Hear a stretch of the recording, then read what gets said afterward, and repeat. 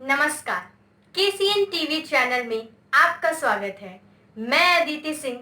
आइए ब्रेकिंग और एक्सक्लूसिव खबरों पर डालते हैं एक नजर। जन संघर्ष विराट पार्टी देश में काफ़ी तेज़ी से है अग्रसर। बिहार में पार्टी ने काफ़ी तेज़ी से अपना प्रचार कर रखा है। बिहार में आयोजित प्रेस कॉन्फ्रेंस में पार्टी के नेता ने कहा कि जन संघर्ष विराट पार्टी सभी को साथ लेकर चलने का वादा और वादा ही नहीं, सरकार बनने पर इसे मूर्त रूप दिए जाने को लेकर तत्पर है। और बिहार में खासकर किसानों को पूरी सुविधा देगी अगर यह पार्टी सत्ता में आई तो। आइए सुनते हैं प्रेस कॉन्फ्रेंस। कृषि को लेके बहुत चिंतित है और ये गंभीर मुद्दा मानती है, क्योंकि किसी भी राज्य की अर्थव्यवस्था का रीढ़ कृषि होती है। मैं आप सभी जनता को यह बताना चाहूँगा कि आज तक कृषि के क्षेत्र में बिहार की कोई भी सरकार कभी कोई बेहतर कार्य नहीं कर पाई। जैसे मैं बताता हूँ कि बाढ़ से पूरे देश में जितनी मौत होती है वो अकेले बिहार में 20% होती है।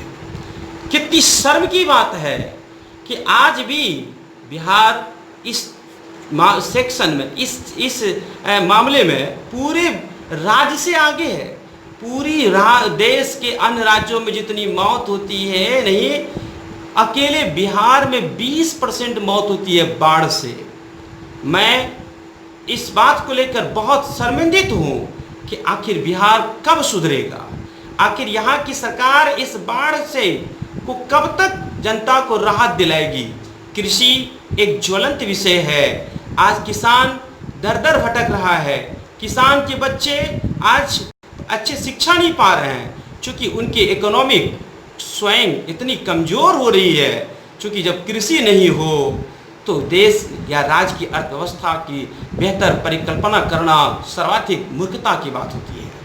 इसलिए हमारी पार्टी कृषि के क्षेत्र में उन्नत कार्य करने के लिए हम लोग दृढ़ संकल्पित हैं। और अगर हमारी पार्टी सरकार में आती है तो सबसे पहले किसानों को समृद्ध बनाने की हम लोग संकल्प लेंगे, क्योंकि जिस देश के जिस राज्य के किसान समृद्ध होंगे उस देश उस राज्य का विकास पूरे विश्व में कोई रोक नहीं सकता है।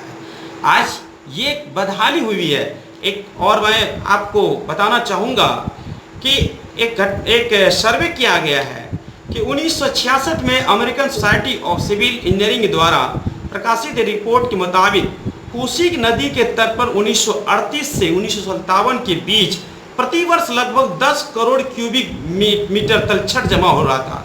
ये तलछट के कारण ही बाढ़ होती है और हमारी सरकार आज तक उस तलछट को कम करने की कोई भी बेहतर उपाय नहीं कर रहा है। इसलिए कोसी में हर वर्ष हर हमेशा हर प्रति वर्ष बाढ़ की स्थिति बनी रहती है, जो सरकार के लिए इस राज्य के लिए बहुत गंभीर विषय बनी हुई है। इसलिए हमने सोचा कि हमारी पार्टी की ये सबसे बड़ी विषय होगी कि बिहार के किसानों को समृद्ध करो, बिहार के किसानों को खुशहाल करो। जिस राज्य के खेतों में फल होगी, हरियाली, उस राज्य के विकास होगी, चारों तरफ होगी।